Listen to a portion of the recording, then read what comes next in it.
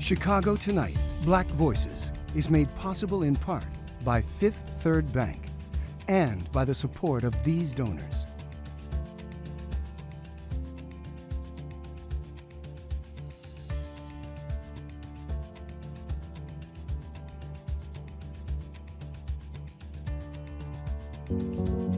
At Fifth Third, we believe when diverse voices are heard and empowered, communities are made stronger, lives are made better, and the future holds greater promise for all. That's why we're proud to support Chicago Tonight Black Voices. Together, we can make a difference. Together, we can drive change.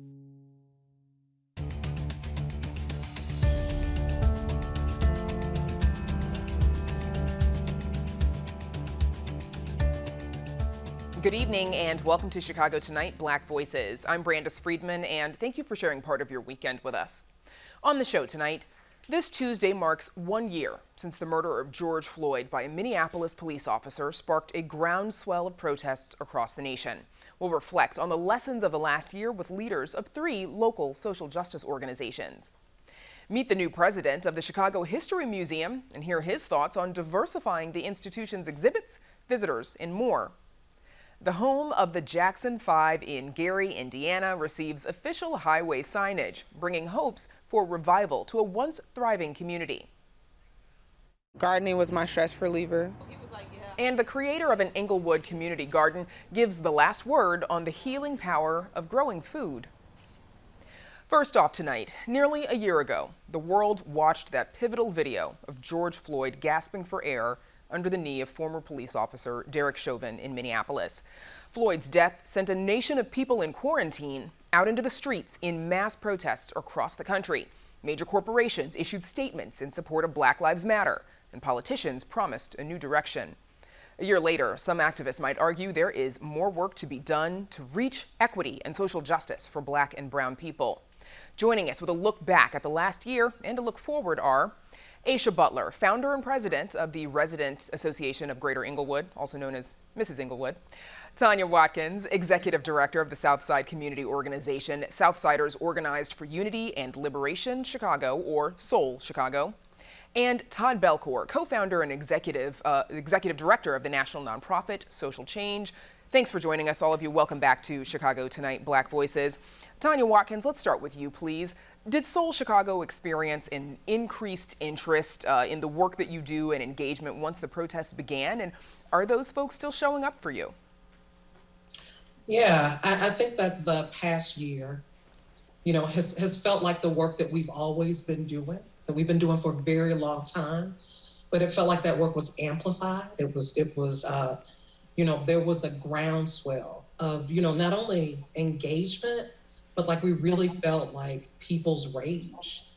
And so there were lots of new folks engaging with our organization, as well as organizations all across the city and all across the country that have been really struggling to get this message around police violence out for a very long time. A year later, would you say that interest is still there? You know what? The reality is, we're in a pandemic. So folks are at home, they're off work, they're expected to be sheltering in place, and they're faced with this traumatic event. So there was absolutely way more folks than we had ever seen plugging in right now. Are all of them there? No, because capitalism is forcing people to go back to work and pushing people to go back to school. So we understand that people have life barriers where they can't take the streets and sustain that kind of movement, but there are lots more folks who are not only engaging in this work, but there are people talking about it. There are folks putting pressure on their elected officials to really shrink the footprint of police in our communities. So just really proud of how people showed up and are continuing to show up and build power. Aisha Butler, what did you find the protests revealed about your own community of Englewood, but also others in Chicago? Every time I think about, I go back to the civil unrest day, that Sunday. And I unfortunately had to witness looting from my porch for about 72 hours. Something that I have never seen in my life up close. Something that hit my stomach like I was at a funeral of a loved one. What I felt was that moment showed me how economically starved and empty our community was. I mean, it's a dollar store that is the primary, source of looting, a dollar store. And so I think for me, it exposed a lot, but that was just a moment that I saw that I was like, as Tanya talked about this capitalistic environment, it was truly the consumers really getting back at this capitalistic environment who have been robbed economically for decades. And I just saw that burst out into the rage we saw in the street. Todd Belcourt, sorry, go ahead, Aisha. No, that was it. Todd Belcourt, you say your organization, Social Change, you all had a role in getting some police reforms passed. Tell us about HB 3653, please. Yeah, absolutely. I think the executive directors made the context and the history and the moment we're in really clear. We reside in America, a place where in our founding documents it says all men are created equal. We sing a song that says land of the free. We pledge allegiance to liberty and justice for all. But at the end of the day, there are millions of people who are living in terror, not in terror because of the pandemic or because of Hezbollah or Hamas, in terror because of the very people that we pay to serve and protect us.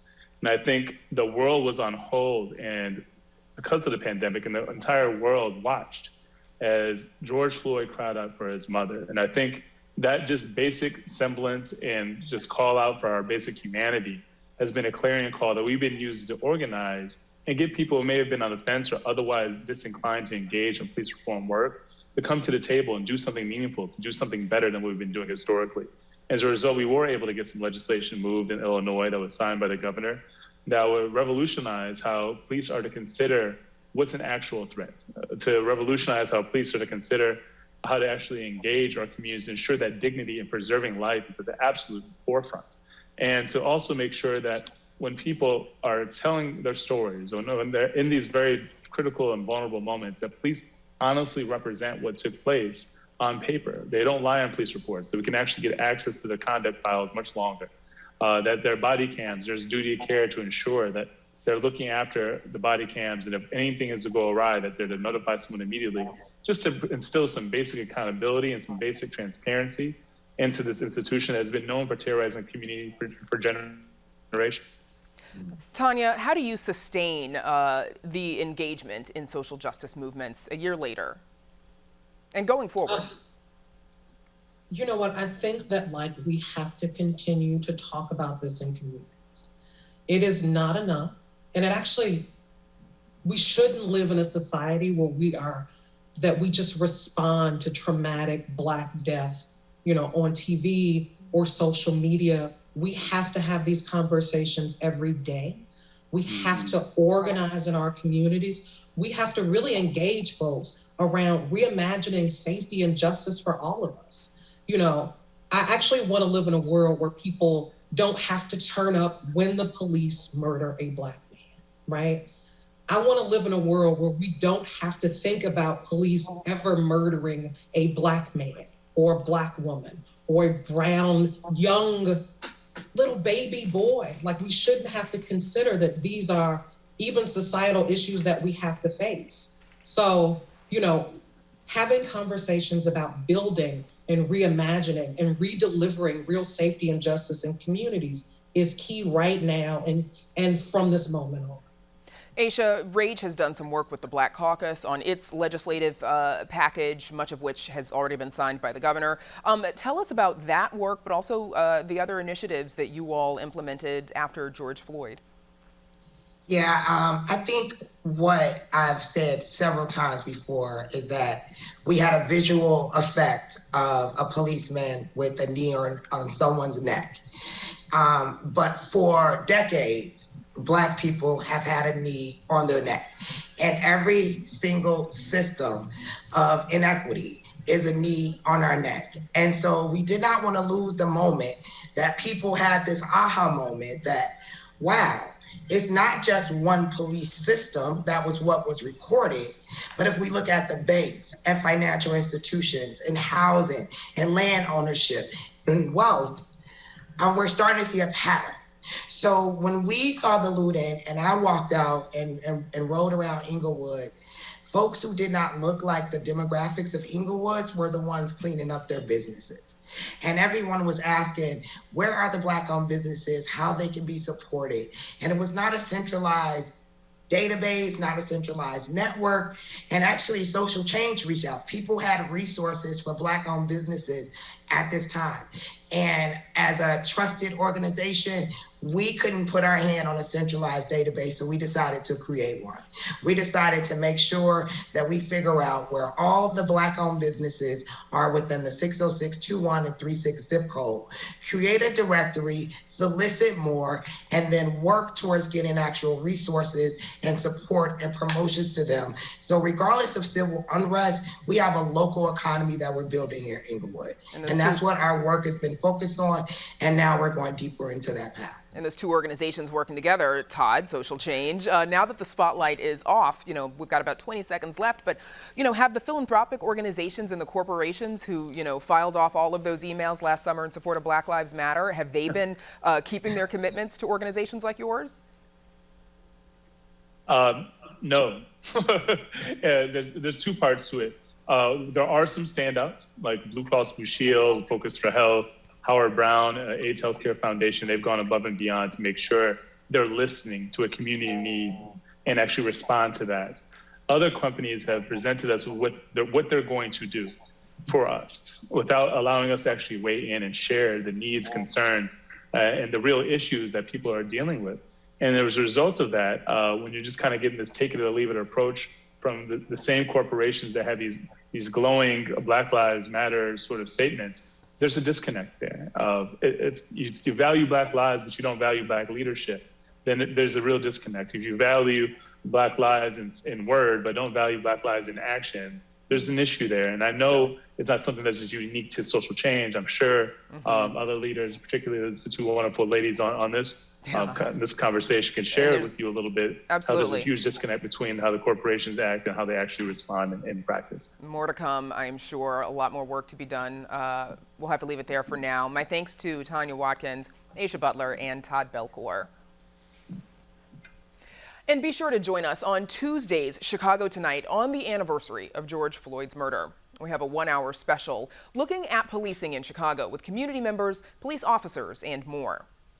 Up next, meet the new president of the Chicago History Museum in a conversation recorded earlier.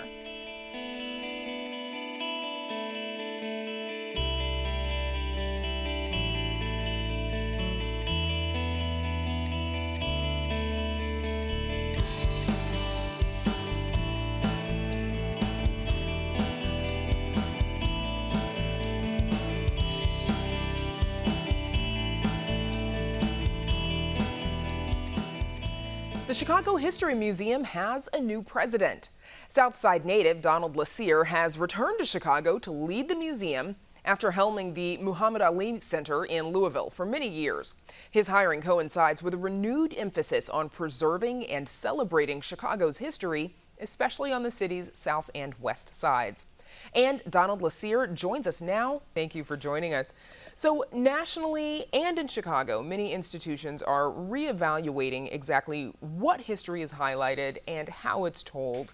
How do you see the role of the Chicago History Museum in those conversations? Well, the role of the Chicago History Museum should be to make sure that people understand their history, the entire history of Chicago, which is very diverse.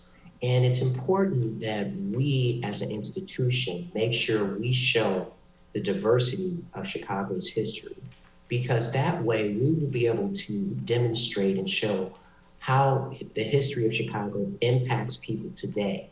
And what's more important, Brandis, is that Chicago's history, while it's diverse, it's also something that people should really understand because it's global. When you think about Chicago, we have people from all over the world that has immigrated to this city. When you think about Chicago, you think about the great migration from the South of Black people trying to escape Jim Crow. When you think about Chicago's history, it was a great spark for the civil rights movement. So there's so much to unpack. with the history of Chicago that I think it's incumbent on the Chicago History Museum to start that unpacking, if you will, and making sure that everybody sees themselves in the history of Chicago. So speaking of the Chicago History Museum, it's located in Old Town on the north side. What are some specific ways that you feel like you can broaden its scope and diversify its visitorship? Several different ways. Community outreach is paramount in our strategy. It's important that we go to the south and west sides and have a footprint there, whether it be holding special programs or special events. But it's important that we do outreach, because just because we have this beautiful, wonderful building, as you said, on the north side, doesn't mean that everybody can get to the north side. I had this similar issue when I was in Louisville. We were located downtown, and many Black and brown people didn't feel welcome downtown. So we had a strategy where we went out into the communities, started programs, and then created partnerships with other organizations in those communities. We're going to do that something similar here in Chicago. Partnerships are key, because one of the things that I've found throughout my career, it's important that when you enter a partnership, it be long-term. And the best thing you can do in a partnership is ask for help. And so if we ask our community partners for help in terms of what should we be doing to positively impact the community, I think that will go a long way to demonstrate that we are sincere in making sure that we get visitors from the south and west sides, but more importantly, we are there to help, to make sure that people there understand their history. Now, the Chicago History Museum, of course, has a very extensive archive of photos from over a century of the city's history. And we asked you to bring a few to share. Thank you for doing that. The first one is of Muhammad Ali at a press conference in Chicago in 1966. Now, he's not someone that is always associated with the city. Obviously, you have a lot of experience with him and his history. But he actually has a lot of ties here, you say. Yeah, very, very deep ties. He still has children that live in Chicago, in the Chicago area. He spent a lot of time here. He, of course, joined the Nation of Islam here in Chicago. So he has very deep roots here. He lived here for some time. He loved the city of Chicago. He still has great friends that still live here. So yes, he had deep roots here. I'm happy to say that when I was growing up on the south side of Chicago, he was my hero. And not only was he my hero, he was my friend's hero. He was their parents' hero. So, his impact here in Chicago runs very, very deep. And before we run out of time, Donald, you also chose this 1955 photo outside Emmett Till's funeral, outside the Roberts Temple Church of God on the south side. Why did you select this one? So I selected that photo for two reasons. The first is it really does show that Chicago was the spark. That photograph, when you think about it, was the spark that really started the civil rights movement. Also, there is a family connection. Wheeler Parker, who was in the house with Emmett when he was pulled out by the folks that murdered him, he is my mother's cousin. So there is a family connection. And so I just wanted to, bring that out and talk about how important it is that people understand what that photo represents. And we were thankful to have Wheeler Parker here on Chicago Tonight just a couple of weeks ago as well, to share part of that story. And we're thankful to have Donald Lassere joining us here on Chicago Tonight. Thank you and best of luck in the new position. Thank you. There's more Chicago Tonight Black Voices just ahead, so stay with us.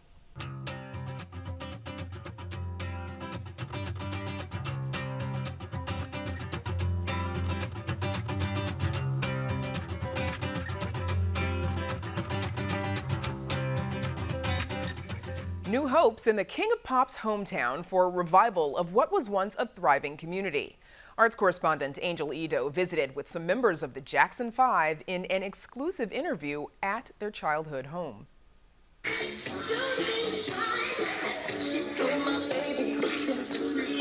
The celebration was in full force at 2300 Jackson Street in Gary, Indiana, as the city marked the home of the Jackson 5 with official highway signage. They know Gary all over the world. And let's just put it on the map the way we should. One woman drove from as far as Philadelphia to see Jackson 5 members Marlon and Tito in person and thank them for their impact on music. Hey, I can't thank y'all enough for what y'all done, not just for me. The sign will stand near a new Hard Rock casino, a very recent addition to northern Indiana. Now it's hoped that with the new signage in front of the Jackson family home, in addition to the new casino coming to Gary, that the city will see an economic recovery and get back on their feet. Many years back, Gary was a thriving city. The communities and the people here go to the casino. The economic stability would change in this city with the dollars being spent, and you could use those dollars from the taxes to further develop. But it's time to bring this diamond in the rough back. Gary's a great place, and everything that we accomplished in our past, right here at 2300 Jackson Street, it came from hard effort and work right here at this house. So we're back at your childhood home. What memories is being here bringing back for you all? I just remember the layout of the area. The houses are still here. The nosy neighbor across the street that used to tell on us all the time. The street would stop right here, well, actually right there in the back, and it was gravel, and we would play back there, and just to think that all of us are conceived in this little bitty house. How has COVID been for you all? Tito has a new blues album that he's been working on. I've been working, during the pandemic, I put together a blues album, and I have some great music, blues music, and collaborations. I did a song with Joe Bonamassa, a song with George Benson, and I did a song with Stevie Wonder. The highway signage is just one of many acknowledgments the world-famous family is working on to honor their childhood home. Working on making it becoming a historical site, because people all over the globe, when they come to this area, Chicago, Gary, they want to come see the home that the Jackson 5s started, and which makes us feel good because it lets you understand and realize the blessing, the musical blessing that the Lord bestowed on this family, and what was the whole purpose of that blessing. It's bringing people together all over this globe in harmony and peace. For Chicago Tonight, I'm Angel Ito. And you can see that new signage on I-8094 in Gary, Indiana, right next to the Hard Rock Casino. And if you're interested in visiting the historic home, that address is, you guessed it, 2300 Jackson Street. At long last, it feels like summer has arrived in Chicago, and for many, that means it's time to spruce up the garden. But registered nurse Crystal Whitfield says not all communities have the space, time, money, and know-how that gardening can take. Tonight, Whitfield gives us the last word on how she says learning how to grow food and flowers in community gardens can not only feed people, it can heal them in body and spirit. I'm Crystal Whitfield. I'm a U.S. Navy vet, a registered nurse, and newfound gardener extraordinaire. I started this garden about a year ago with the help of some community members and Molina Healthcare.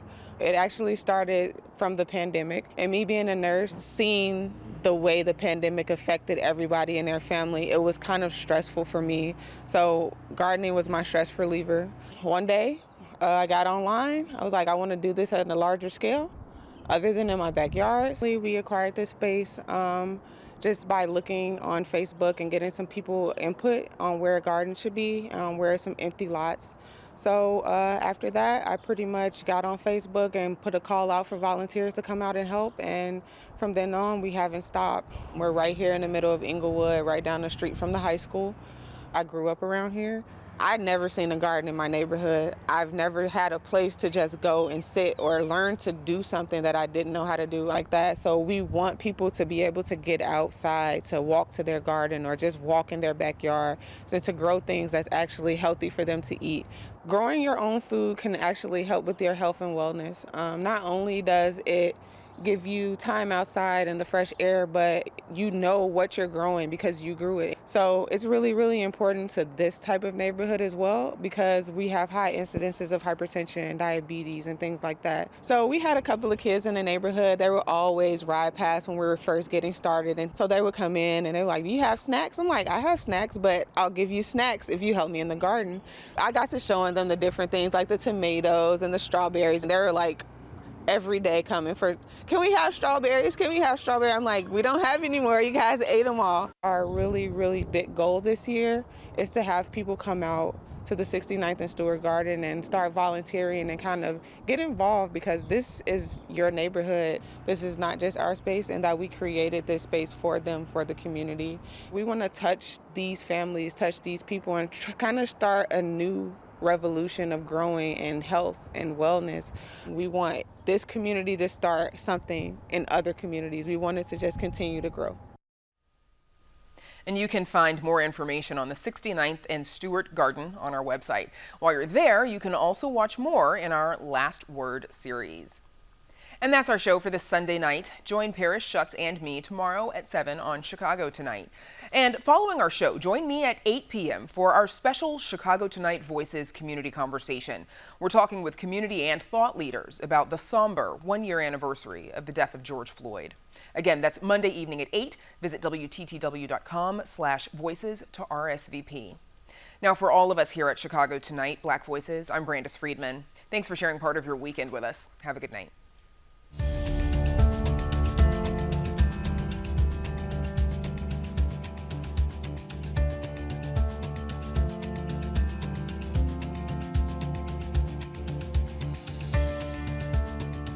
Closed captioning for this program is made possible by Robert A. Clifford and Clifford Law Offices, pleased to give back to the community through numerous charitable initiatives.